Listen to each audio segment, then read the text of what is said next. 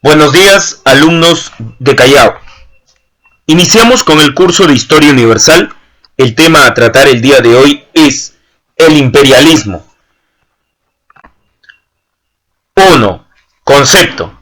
Durante el último tercio del siglo XIX, las potencias europeas y algunas extraeuropeas, como es el caso de los Estados Unidos y más tarde Japón, desarrollaron una política de expansión colonial acelerada que ya venía gestándose desde comienzos del siglo. Se entiende por imperialismo el dominio político, económico, cultural y militar de un estado sobre otro territorio. 2. Causas. El surgimiento del imperialismo a fines del siglo XIX se generó en función a varios factores. Estos son el factor económico. Dentro de este ámbito, como primer punto tenemos la búsqueda de nuevos territorios con el fin de asegurar de monopolio de nuevos productos industriales. También tenemos dentro de este factor la exploración. Se incentivó la exploración y conquista de zonas donde conseguir materias primas y energéticas en gran cantidad y sobre todo de bajo precio para abastecer a sus grandes industrias nacionales. Y como último punto tenemos la utilización de tenemos la búsqueda de una mano de obra no cualificada pero barata y dócil, que en ocasiones llegaba hasta la esclavitud, que redujo los costes de extracción de las materias primas, haciéndolas más rentables y para beneficio del burgués. Pasamos al factor demográfico, donde el primer punto resaltaremos las penosas condiciones de la vida de la clase trabajadora u obrera en los países industrializados, que animó a buscar mejores perspectivas de vida en los territorios que se iban colonizando. Los gobiernos de las potencias europeas apoyaron esta decisión como válvula de escape para evitar conflictos sociales, sobre todo entre los obreros y el sector de la burguesía. Dentro de este factor también tenemos el gran logro de los avances médicos, como es el caso del uso de la química, que contribuyeron en gran medida a estas migraciones, ya que permitieron combatir con éxito las enfermedades endémicas, como es el caso del cólera, el tifus o el paludismo, que hasta entonces habían hecho inhabitables para el hombre blanco extensos territorios. Dentro del factor político, los estados adoptaron una política de prestigio en un intento de atraerse a las masas populares, dentro del cual los estados adoptaron y promovieron una política de formación y consolidación de extensos dominios coloniales, hasta alcanzar la hegemonía colonial mediante el control comercial y militar de las rutas marítimas y terrestres, al tiempo que obstaculizaban por todos los medios la expansión de sus estados rivales. Esta política alimentó incontables episodios de tensión y conflicto que constituyeron el preludio de la Primera Guerra Mundial. Y por último, tenemos el factor ideológico, dentro del cual se desarrollan teorías racistas que justifican e impulsaban la expansión territorial, con o sin el consentimiento de los pueblos autóctonos o aborígenes. El racismo se disfrazó en ocasiones de un paternalismo que sostenía la necesidad del hombre blanco de rescatar el atraso a las poblaciones autóctonas mediante la instrucción y la educación. Y es así que se difundieron teorías, como es el caso del darwinismo social, que justificaba el hecho de que los más aptos, en este caso los blancos, debían demandar sobre los menos aptos, que eran los pueblos aborígenes. Esta ideología que ensalzaba la cultura europea y occidental tenía un solo objetivo o fin, el cual era descalificar al resto, considerándolos como bárbaros, salvajes o primitivos. 3. Características.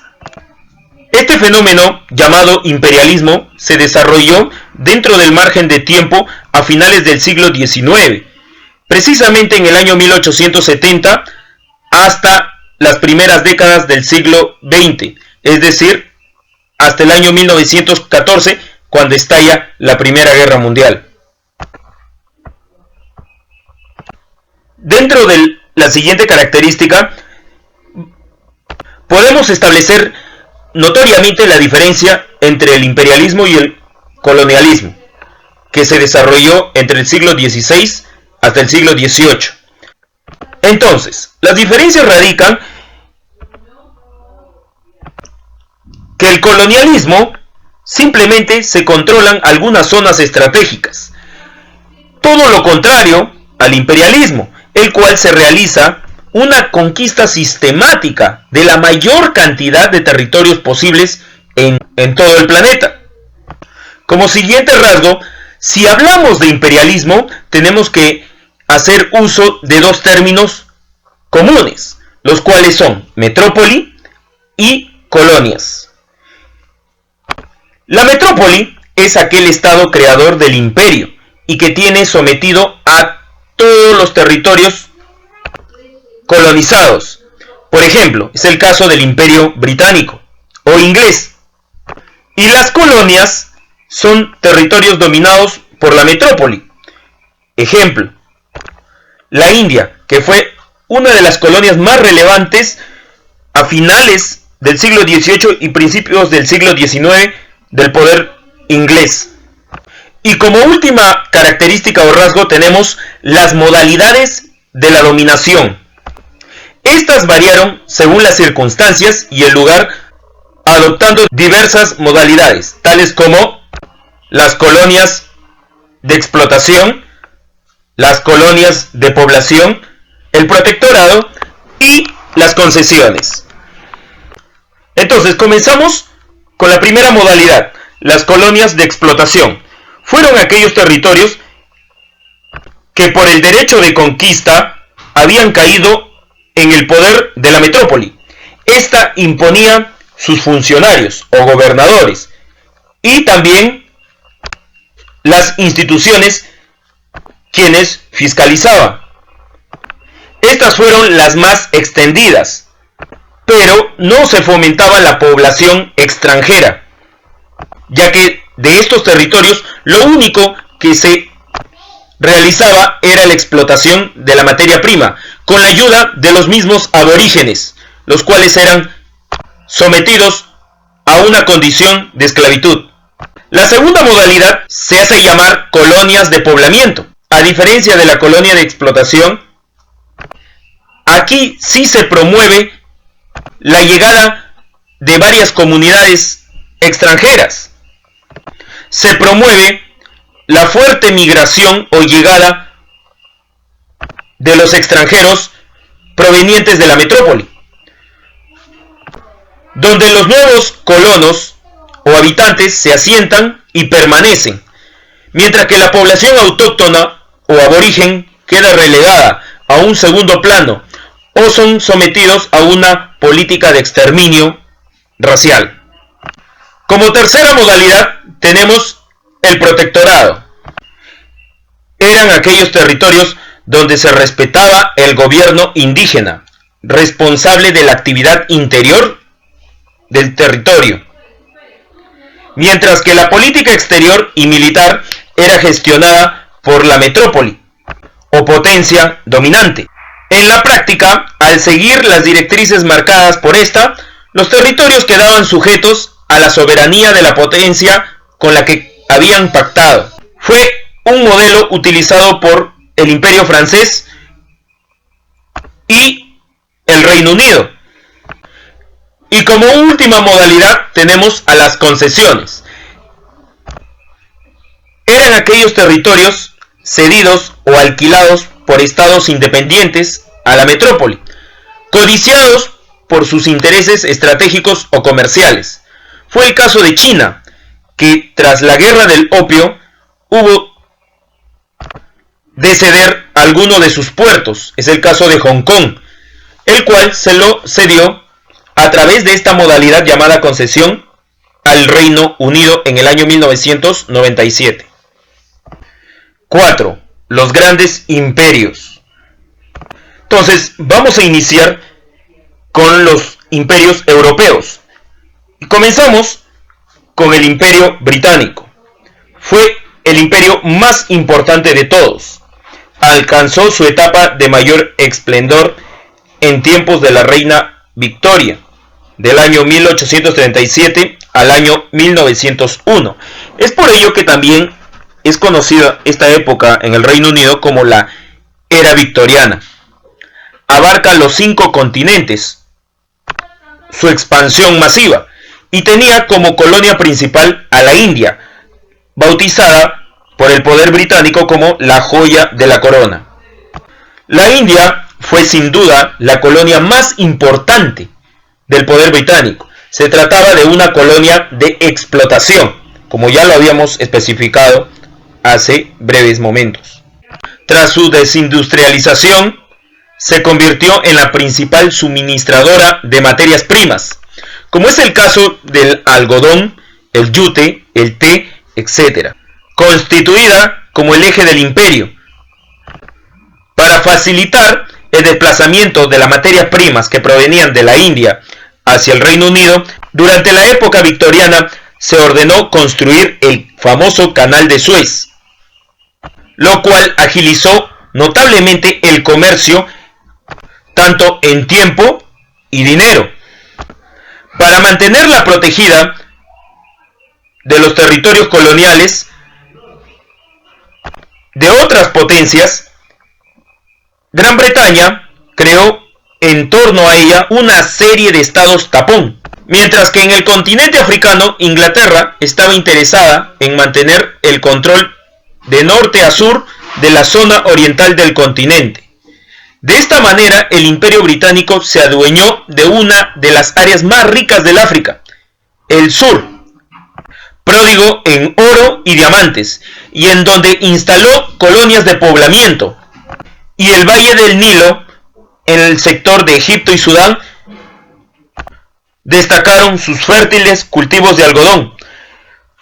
Su control de este sector del África le permitió además proteger la ruta principal que hace muy poco se había construido entre la India y el Reino Unido. En tanto, en el resto del mundo, el Imperio Británico extendió colonias de poblamiento. Es el caso de Australia, Nueva Zelanda o Canadá, a la vez que ejercía un fuerte poder económico sobre los países latinoamericanos, sin necesidad de conquistarlos. Y cabe señalar que el poder o dominio británico en el mundo era fundamentalmente marítimo. Con su flota controlaba las principales rutas comerciales. Por ejemplo, en el Mediterráneo controló una serie de colonias. Es el caso de Gibraltar o Malta, que jalón, por ejemplo, el Mediterráneo, que conducía hacia el Canal de Suez, que era el primer conducto o ruta que permitía a Inglaterra facilitar la llegada hacia la India. Y pasamos al segundo imperio, llamado el Imperio Francés. Constituyó en el siglo XIX el segundo gran imperio en importancia y extensión. Su más significativo impulsor fue Jules Ferry, quien intentó mediante la política imperialista contrarrestar la derrota infligida por los alemanes en el año 1870 y estimular la autoestima nacionalista francesa. El sueño del Imperio francés era conquistar el África del oeste hacia el este, pero fracasó, ya que tuvo choques con potencias más fuertes, como es el caso de Inglaterra y la misma Alemania. Su principal colonia fue Argelia, colonia de poblamiento, considerada una provincia más de Francia. También tuvo importantes colonias fuera del África, como la Indochina o las islas del Pacífico.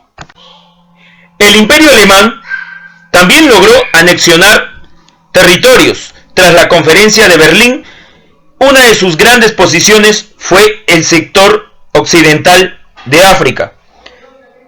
El Imperio Italiano ocupó una serie de territorios africanos. Es el caso de Eritrea, la costa de Somalí y Trípoli.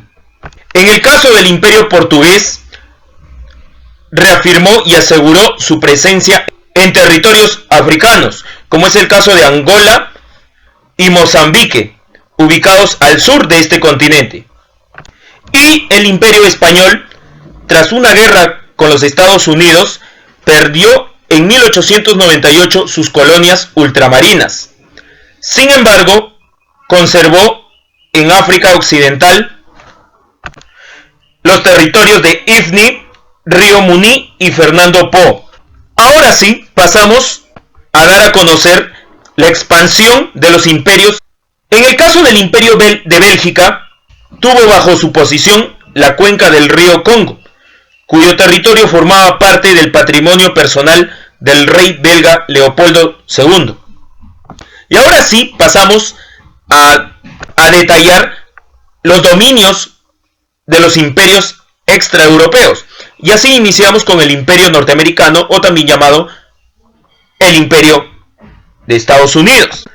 Tras la Guerra de Secesión del año 1861 al año 1865, iniciaron su expansión colonial con la compra de Alaska a Rusia y la guerra con España en el año 1898, que le confirió el dominio del Caribe, es decir, la zona o región de Puerto Rico, y la influencia sobre Cuba. En Asia arrebató Filipinas a España. Sin embargo, gran parte de la acción imperialista de los Estados Unidos se concentró en la conquista de los enormes territorios situados al oeste. El proceso alcanzó su máximo apogeo en el periodo comprendido entre 1860 a 1890, concluyendo la derrota de la resistencia aborigen.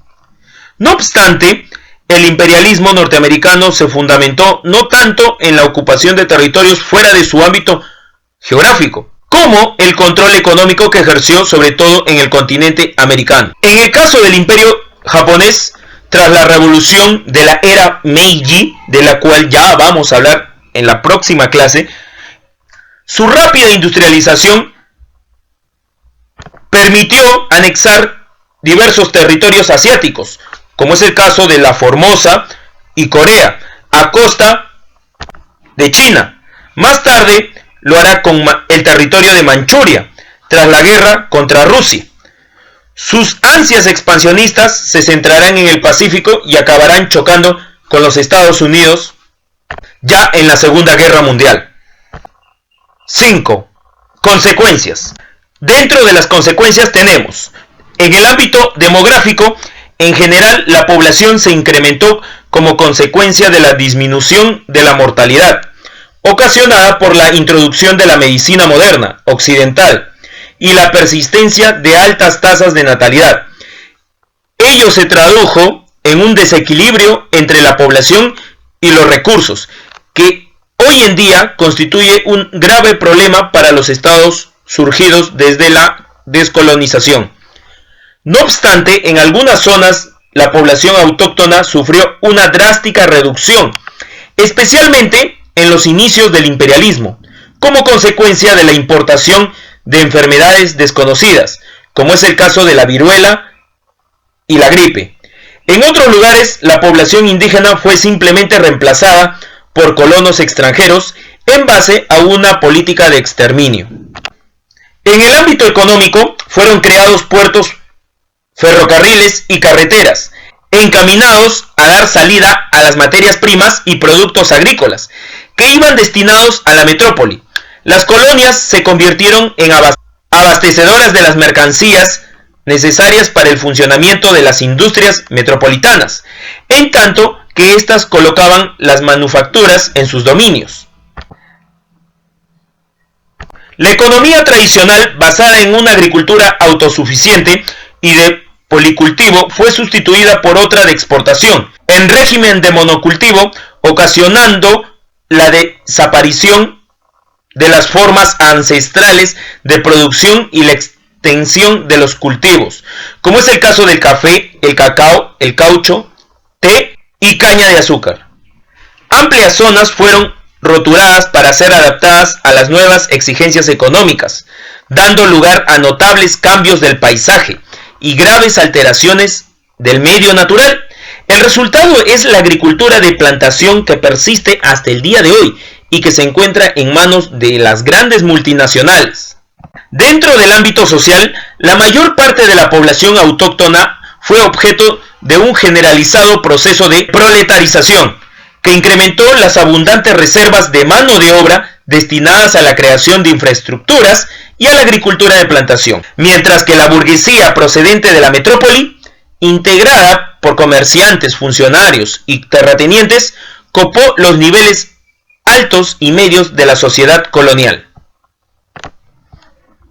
En el ámbito político, el mayor o menor grado de dependencia de las colonias respectivo a la metrópoli estuvo determinado por el tipo de organización administrativa o modalidad de control o dominio que le fue impuesta.